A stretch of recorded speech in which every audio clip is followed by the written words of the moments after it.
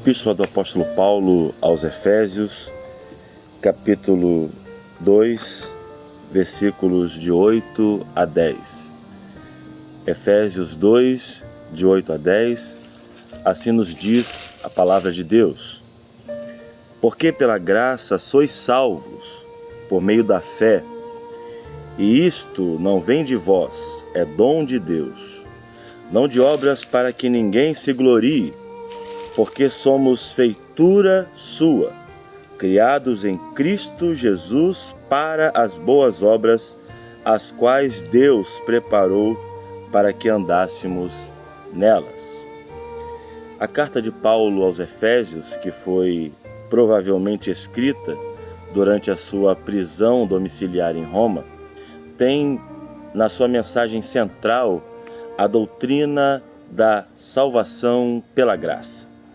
Isso é um ponto central do cristianismo, tendo em vista que as religiões e todas as suas vertentes religiosas, daquelas que existem no mundo, defendem uma busca pelo Criador, uma busca da divindade por meio de obras que podem ser efetuadas pelo ser humano.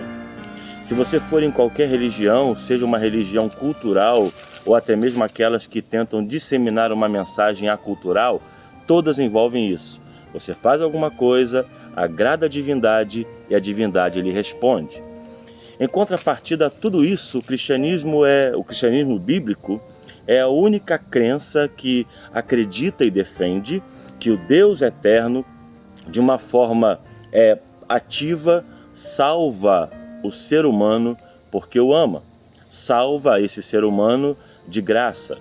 E isso nós encontramos em diversos textos do Novo Testamento. Em diversas ocasiões, e o apóstolo Paulo, como um expoente da doutrina da graça de maneira muito efetiva, escreve essa epístola à igreja em Éfeso para que eles deixassem aquela cultura pagã adquirida nas religiões místicas e naquela doutrina que era abraçada pelos romanos, originalmente pelos gregos, de que aproximar-se da divindade era por meio de sacrifícios, por meio de ofertas, por meio de anular-se a si mesmo, e tudo isso era muito comum no paganismo, como é até hoje. Qualquer crença pagã, não cristã, vai defender essa tese de que você faz alguma coisa, então a divindade lhe responde positivamente. E aqui nesse texto nós encontramos o ponto alto do Evangelho, que é quando existe a declaração de que a salvação é por meio da graça. E a palavra graça, que significa favor imerecido, dádiva presente, charite, no grego, é algo que confronta qualquer ideia religiosa de buscar a Deus por meio de alguma coisa que eu possa fazer para agradá-lo. E aqui, no texto que nós lemos, o apóstolo Paulo lança a pá de cal em qualquer tentativa do indivíduo de achar que pode fazer por merecer a salvação. Como no cântico daquela cantora evangélica, eu estou pagando preço para morar no céu, o que é uma verdadeira aberração teológica. O apóstolo Paulo aqui está dizendo: porque pela graça sois salvos. Primeiro ele dá a causa da salvação. A causa da salvação é a graça, o amor de Deus. Como dizia naquele cântico antigo do inário pentecostal, a harpa cristã, que é: porque Jesus me ama, eu não posso te explicar. Não existem motivos palpáveis, plausíveis para Deus amar o pecador, tendo em vista que todos pecamos, tendo em vista que todos quebramos os mandamentos de Deus. Mas aqui o apóstolo Paulo vai dizer: porque pela graça sois salvos, mediante, por meio, através da fé. E essa fé que possuímos para a salvação, essa fé que nos leva a crer em Cristo, a crer na Bíblia, a crer nas verdades do Evangelho, é um dom que Deus nos dá. Então até a fé para crer naquilo que eu estou dizendo aqui agora é um dom de Deus. Não vem da nossa própria capacidade cognitiva de ouvirmos um discurso e analisarmos o discurso friamente e acreditarmos. Por isso que existem pessoas piedosas, corretas, honestas, que não acreditam no Evangelho. Ainda não receberam o dom da fé que lhes fará crer. E aí o texto continua: não vem de obras para que ninguém se glorie. Então, em terceiro lugar, a salvação pela graça anula a glória humana, anula a vanglória do homem, porque a vanglória do homem ofende a glória de Deus.